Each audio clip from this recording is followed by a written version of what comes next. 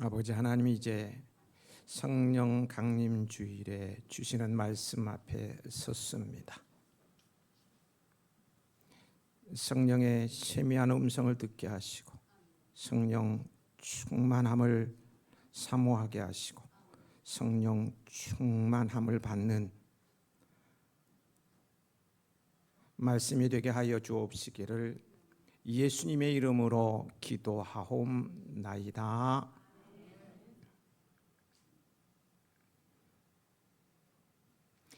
폴트니어라는 정신과 의사가 쓴 책에 다음과 같은 이야기가 있습니다.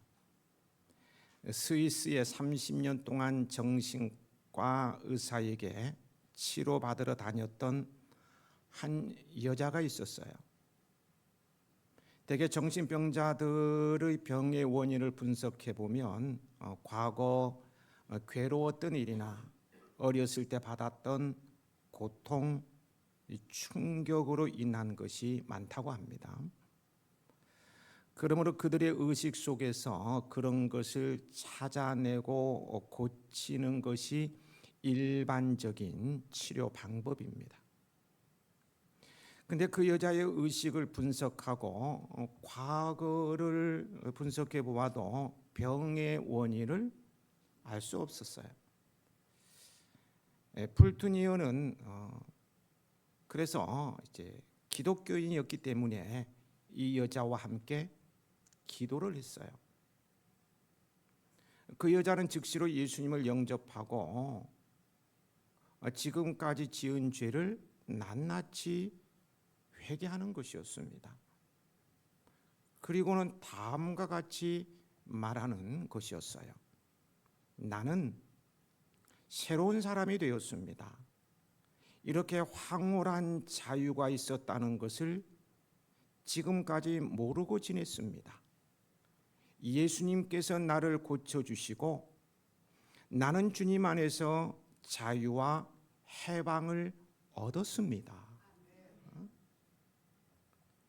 이 여자는 예수님을 영접하고 회개하는 순간 성령으로 거듭남을 체험했어요.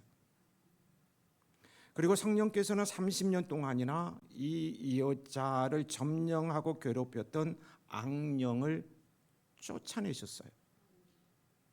이렇게 해서 30년 동안 정신과 의사들이 진단하고 분석해 보았어도 밝힐 수 없었던 그 여자의 병이 예수님을 믿음으로 치료되었어요.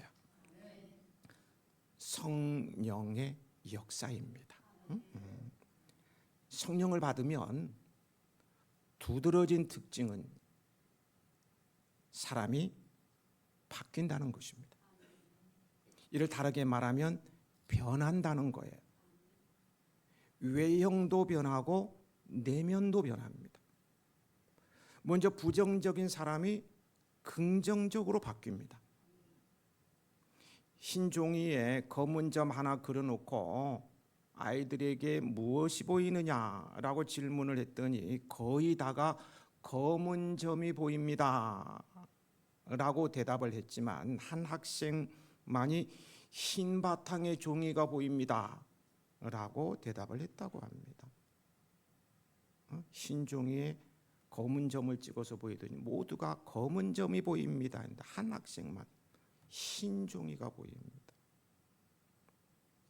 대부분의 사람은 상대방의 많은 장점과 좋은 점은 접어두고 아주 적은 약점을 크게 부각합니다. 부정적이죠. 성령은 긍정적이고 적극적입니다. 따라서 성령 받으면 사람은 외형이 긍정적이고 밝습니다. 에너지가 흘러넘쳐 주변에 있는 사람들이 더불어 힘을 함께 받습니다. 그리고 마음의 근본이 바뀝니다. 겁이 많던 베드로가 성령을 받고 담대해져 생명을 내걸고 복음을 전하게 되었어요. 오직 성령이 임할 때에 마음의 근본 변화가 일어납니다. 마음의 변화는 행동의 변화를 가져오고 인격의 변화가 일어나요. 그래서 인정이 메마른 사람이 눈물의 사람이 되어요. 자기 능력만 믿고 살던 교만한 사람이 겸손히 기도하는 기도의 사람이 되어요. 욱하는 성질에 화를 버럭버럭 내던 사람이 인내의 사람이 되어요. 말과 행동과 사랑과 정결과 믿음의 본을 보이는 사람이 되어요. 나는 왜 이렇게 변하지 않는가 하는 사람은 성령의 능력을 의지하십시오. 성품의 변화와 함께 고품격 그리스도인이 될 것입니다. 베드로는 예수님의 대표 제자로서 많은 이들에게 큰 영향을 끼친 인물이죠. 베드로는 갈릴리의 어부 출신으로 예수님의 부름을 받은 사람입니다.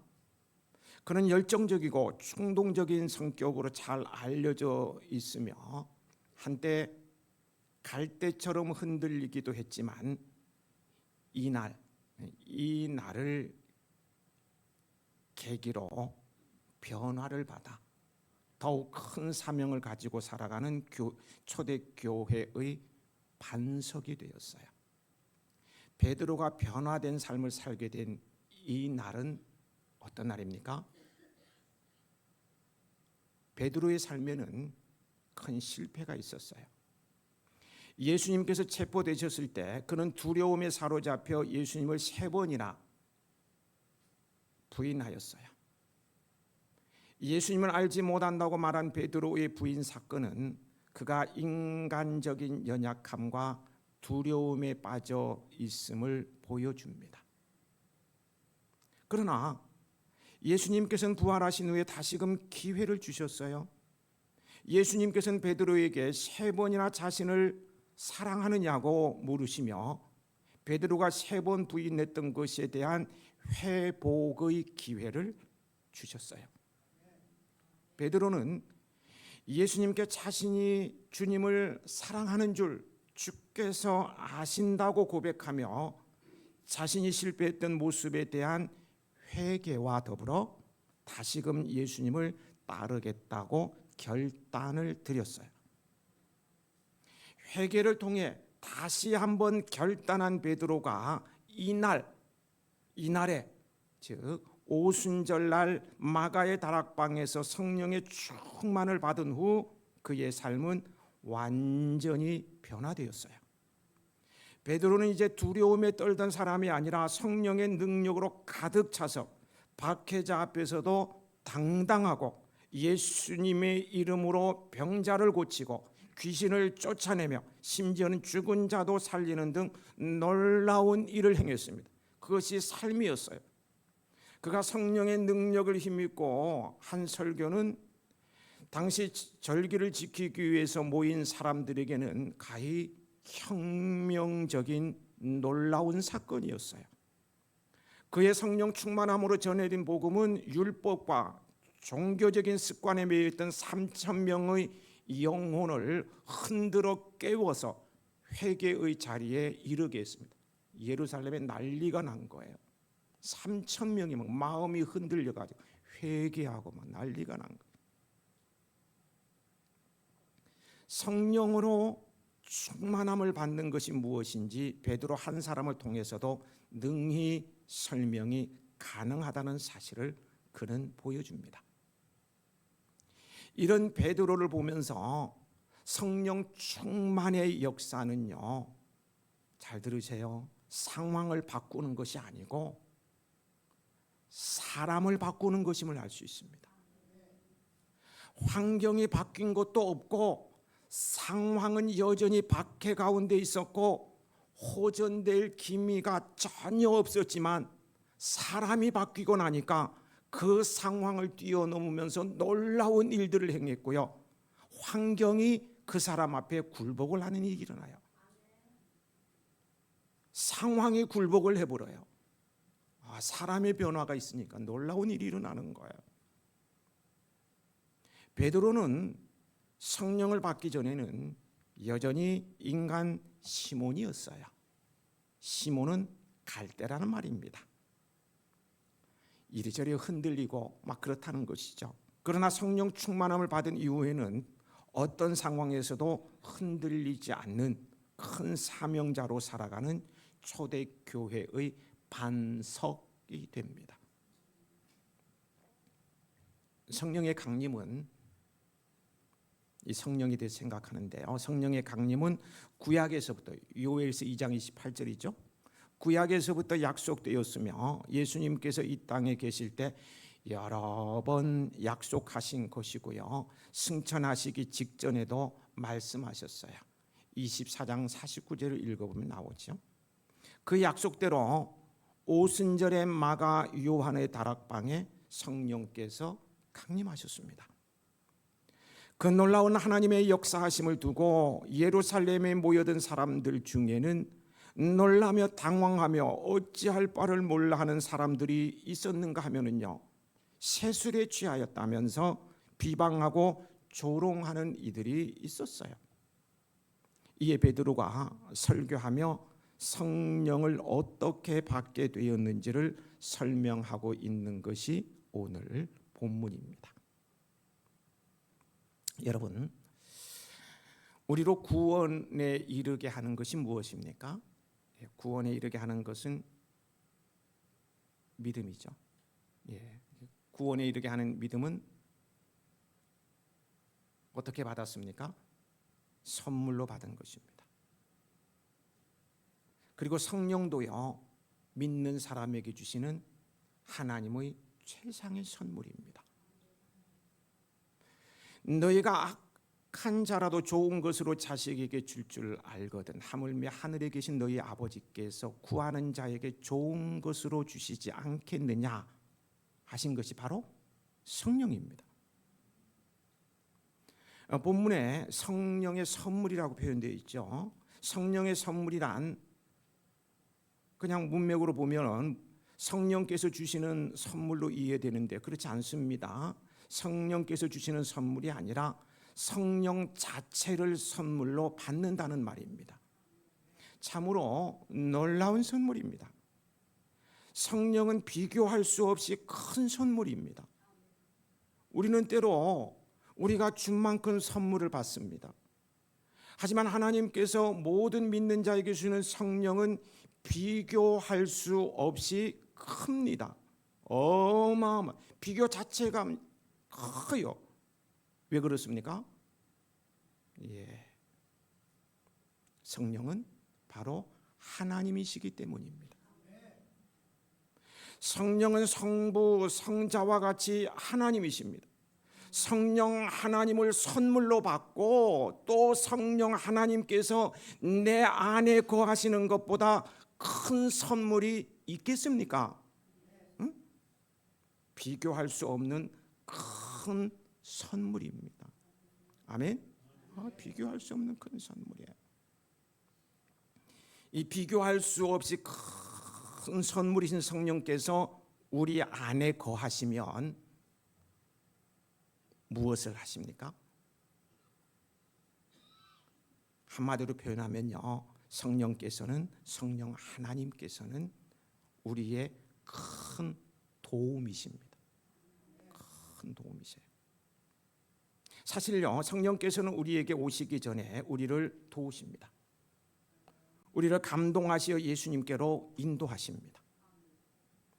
그리고는 우리 안에서 크신 일을 행하셔서 우리로 예수님을 믿게 하시고 예수 그리스도와 연합하게 하십니다. 성령께서는 우리로 예수님 안에 거하도록 하십니다.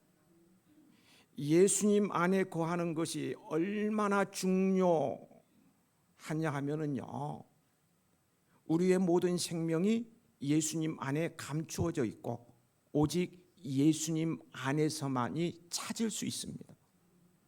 또한 우리에게 필요한 모든 것은요, 모두 예수님 안에 있어요.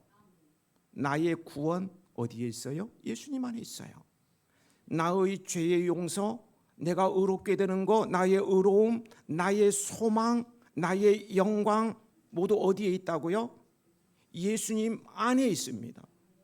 그러므로 우리는 예수님 안에 거해야만 의롭게 되고 죄 용서받고 소망이 넘치는 삶을 영광에 이르게 되는 거예요. 그런데 우리가 예수님 안에 계속 거하려면 성령님의 사역이 우리에게 반드시 필요합니다. 성령께서는 우리를 예수님과 하나로 묶으시고 생생히 교제하게 하십니다. 마귀가 우리를 의심하게 하고 심지어 주님을 부인하게 하려 때 우리의 믿음을 붙드십니다. 주님을 배신하지 않도록 지키십니다. 우리로 죄에 민감하게 하시며 죄에서 돌이켜 주님께로 돌아가게 하십니다. 그리고 예수님 안에서 원하는 것을 구하고 응답받게 하십니다. 요한복음 15장 7절 너희가 내 안에 거하고 내 말이 너희 안에 거하면 무엇이든지 원하는 대로 구하라. 그리하면 이루리라. 성령께서 도와주신다는 거예요. 성령께서는 우리로 예수님을 닮게 하십니다. 성도의 마음에 들어와 사시면서 성도를 거룩하게 하십니다. 우리로 예수님을 닮게 하시고 우리의 삶에서 예수님이 어떤 분이신가를 드러내게 하십니다. 우리가 가족이나 친구들과 함께 있을 때 나에게서 예수님의 사랑과 오래 참으심과 순결하심과 거룩하심과 은혜가 나의 말과 행동에서 드러나게 하십니다. 성령께서는 우리로 예수님 안에서 평안을 누리게 하십니다. 평강의 주께서 진리 때마다 일마다 너희에게 평강을 주시고 주께서 너희 모든 사람과 함께 하시기를 원하노라. 성령께서는 우리로 예수님을 전하도록 도우십니다. 오순절에 성령께서는 베드로와 다른 사람들에게 임하셔서 구원의 주 예수님을 전하도록 도우셨습니다. 사도행전 4장에는요 성령께서 제자들에게 담대함을 주셔서 위협과 협박에도 굴하지 않게 하셨어요. 관료도 종교 지도자, 당시 관료 종교 지도자들은 그 권세가 하늘에 나는 새가 떨어질 정도였습니다. 말 한마디 하면 백성들은 꼼짝 못해요. 근데 그 관료들과 종교 지도자들이 와서 도무지 예수의 이름으로 말하지도 말고 가르치지도 말라고 사도들을 협박했을 때 주춤하거나 머뭇거리지 않았어요. 베드로와 요한이 하나님 앞에서 너희의 말을 듣는 것이 하나님의 말씀을 듣는 것보다 옳은가 판단하라.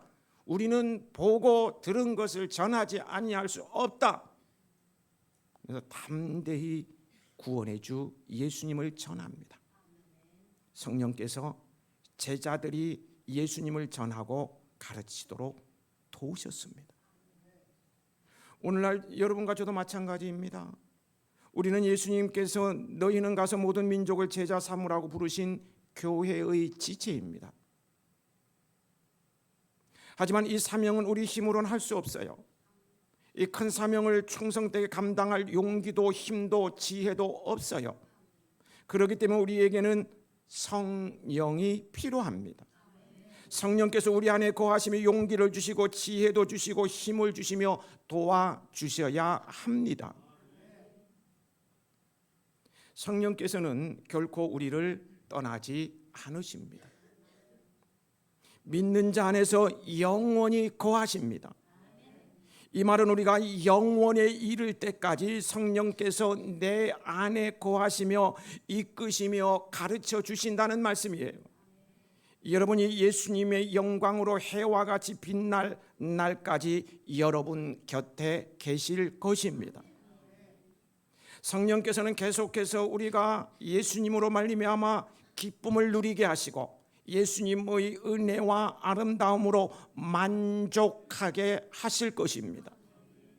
성령께서는 우리가 빌 바를 알지 못할 때 탄식하며 기도해 주시고 우리의 연약함을 도우시며 실패한 것까지 합력하여 선을 이루어 주십니다.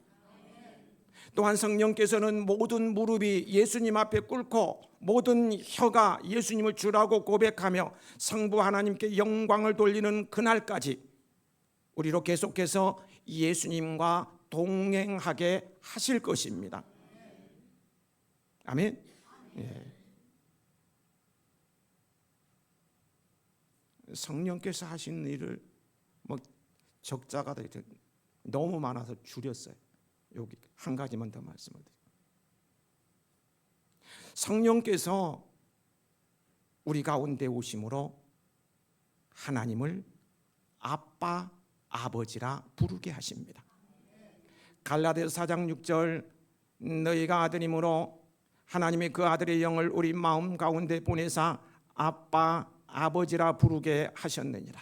로마서 8장 15절 너희는 다시 무서워하는 종의 영을 받지 아니하고 양자의 영을 받았으므로 우리가 아빠, 아버지라고 부르짖느니라. 아빠, 아버지는요, 그 사랑이 변함이 없습니다. 지극한 사랑으로 지켜보시며 도와주시기를 원하십니다. 아빠, 아버지에게는 언제든지 달려갈 수가 있어요. 달려가면 두 손으로 맞아주십니다. 안아주세요. 상처를 씌우고 내 얘기를 들어주십니다. 아빠, 아버지는 좋은 것으로 주십니다. 우리 나를 영원한 상속자로 삼아 주셨습니다. 성령께서 우리 안에 거하시면 무슨 일을 하시는가를 말씀드렸어요. 저는요, 개인적으로 오늘의 말씀을 묵상하며 설교를 준비하다가요, 저 내용을 많이 압축했다고 줄였다 그랬죠. 말씀을 준비하다가요, 제 수준의 표현을 한다면요, 배가 너무 막 불러서 터져 죽는 줄 알았어요. 빵평하게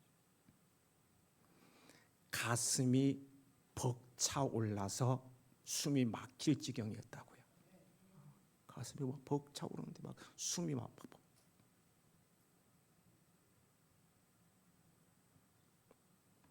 내 안에 거하시는 성령님께서 다양하게 역사하시고요, 모든 영역에서 큰 도움이 되신다고 생각하니까 가슴이 막 벅차오르는 거예요.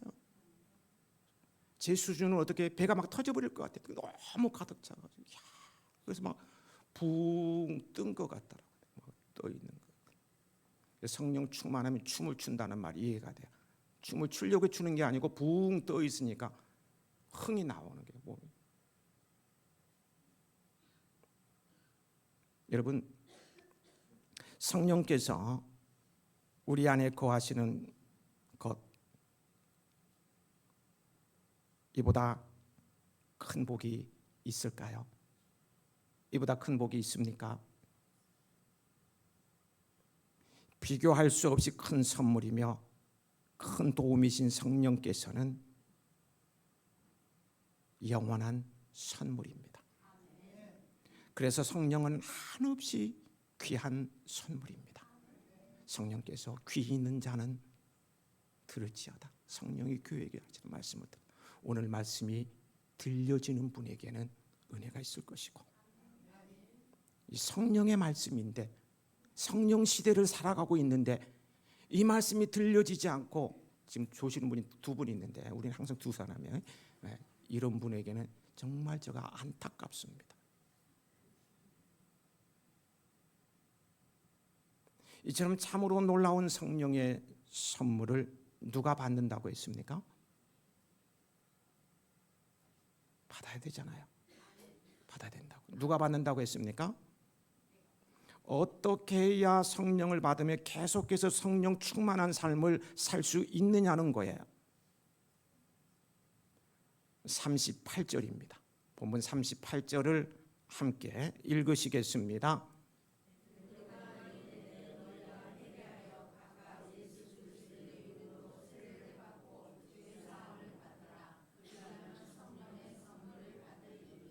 예, 먼저는 회개입니다. 회개하니까 너무 따분한가요? 회개입니다.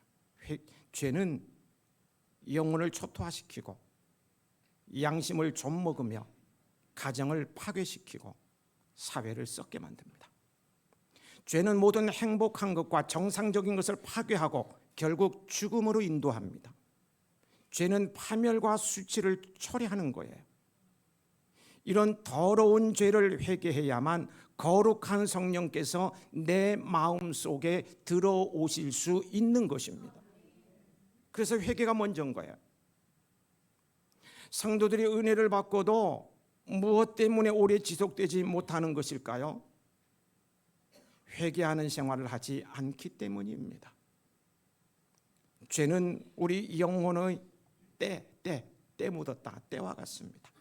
때가 점점 묻으면 무디어져서요, 나중에는 죄인 줄도 알지 못하게 돼요. 양심의 화인을 맞게 됩니다. 들으세요. 잘 들으세요. 회개는요, 영의 통로입니다. 영의 통로예요. 회개는 하나님을 만나는 길이라는 거예요. 회개해야 하나님을 만나러 갈 수 있어요. 통로입니다. 하나님께서는 우리로 회개하고 자기의 전체 생활을 하나님께 맡겨서 하나님께서 전부를 사용하실 수 있도록 하기를 요구하십니다. 이 생활에 어느 한 것 하나라도 남겨둬서는 안 되고요, 잡초 한 폭이라도 자기 마음에 있도록 허용해서는 안 됩니다. 완전히 갈아엎어서 주께서 사용하실 수 있게 해야 합니다.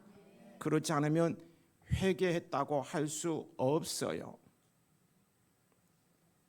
구원을 받는 구원은 한 번으로 족합니다. 구원은 이례적인 사건이에요. 한 번으로 족합니다. 그러나 우리 생활의 순간순간 접하는 죄는 즉시 발을 씻는 것과 같이 즉시 회개해야 합니다. 이것이 하나님과의 관계를 계속 유지시킬 수 있는 방법이요, 계속 은혜 안에 거하는 방법이요, 성령께서 충만히 역사하시는 길입니다. 여기서 회개하고 예수님을 믿는 자로서 우리가 꼭 기억해야 할 것이 있습니다. 회개는 한 번으로 끝나느냐? 그렇지 않다는 것이에요. 잘 들으세요. 성령 충만의 정도는요, 얼마나 성령 충만한, 베드로의 성령 충만한 모습을 우리는 봤습니다. 성령 충만의 정도는 회개의 정도에 비례합니다. 성령 충만의 정도는 회개의 정도에 비례한다. 얼마만큼 회개하느냐에 따라서 성령의 충만함이 더 강하게 나타날 수도 있고 안 나타날 수도 있고, 그냥 찰싹거리는 물처럼 그냥 지나갈 수도 있다는 거예요. 성령 충만의 정도는 뭐라고요? 회개의 정도에 비례한다. 여러분은 죄에 대해 민감한 반응을 보이는 성도들이 되시기 바랍니다. 그리고 예수 그리스도의 이름으로 세례를 받아야 합니다. 세례는 예수님과 함께 옛사람은 장사되고 예수님과 더불어 살아나는 것이에요. 그리고 세례의 참된 의미는요, 회개한 사람들의 행위와 생활입니다. 회개를 했다고 해도요, 육신이 죽지 않는 상태, 세례는 죽었다가 살아나, 예수님과 함께 죽고 새로운 피조물로 살아나는 건데, 회개를 했다고 해도 육신이 죽지 않는 상태, 곧 음행과 더러움과 방탕과 우상숭배와 마술과 원수매짐과 다툼과 시기와 분냄과 분쟁과 분열과 파당과 질투와 술취함과 흥청망청 먹고 마시는 노름과 그와 같은 것들을 행하고 있다면 여전히 세례를 받지 못한 인간의 모습입니다. 세례를 받았다고 말하면 안 됩니다. 그래가지고는 성령을 선물로 받을 수 없습니다. 38절 말씀 다시 한번 함께 읽도록 하겠습니다.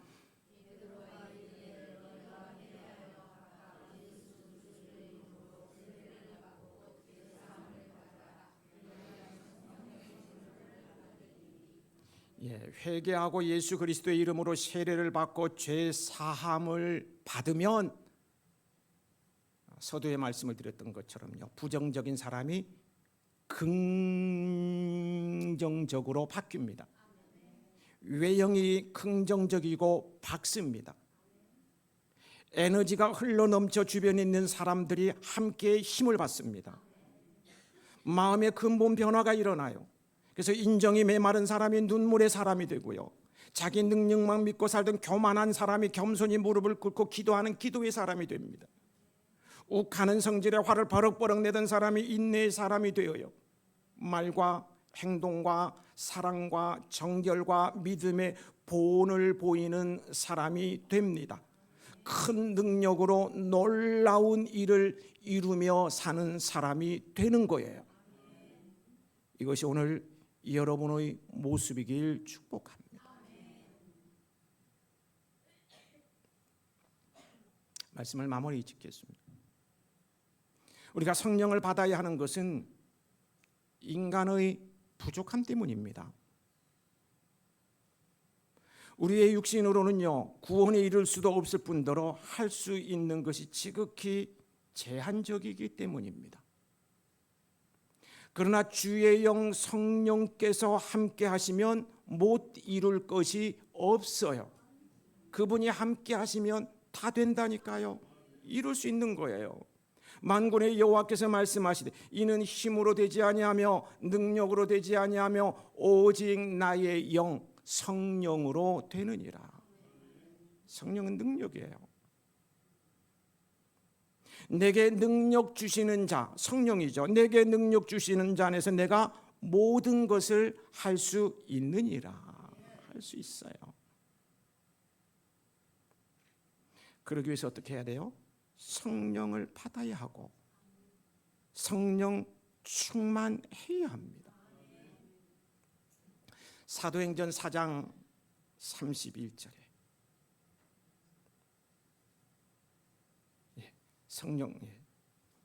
성령을 받고 성령 충만하는 것은 내가 100시간 시간을 투자해야 되고 1,000만 원을 내야 되고 이런 거 아니에요.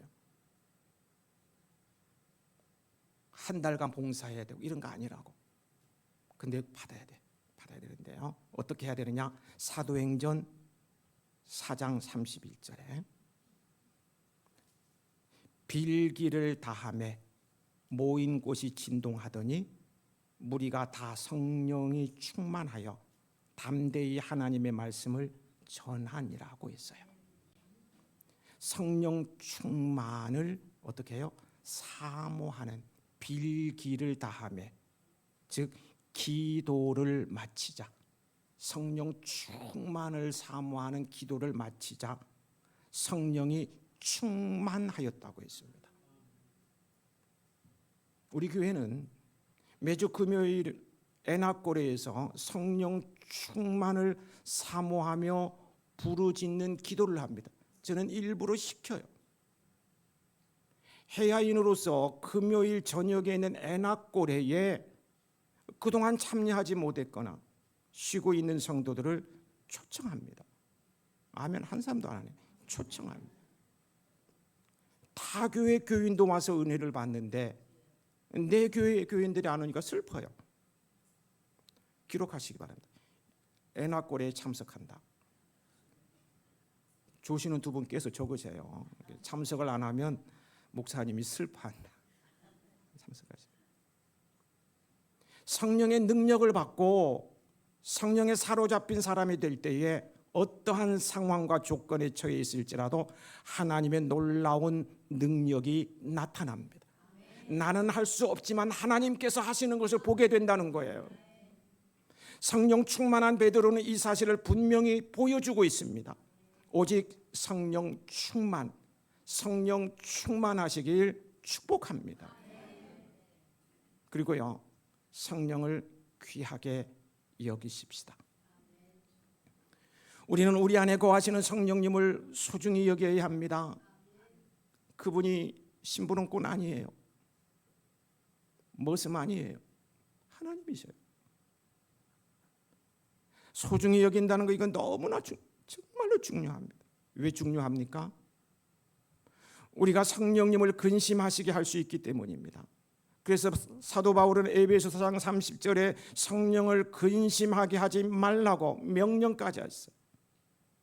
성령께서 근심하신다고 해서요, 우리를 버리고 떠나가시지는 않지만 자신을 감추시고 잠시 숨으셔서 아무런 일도 하지 않으십니다.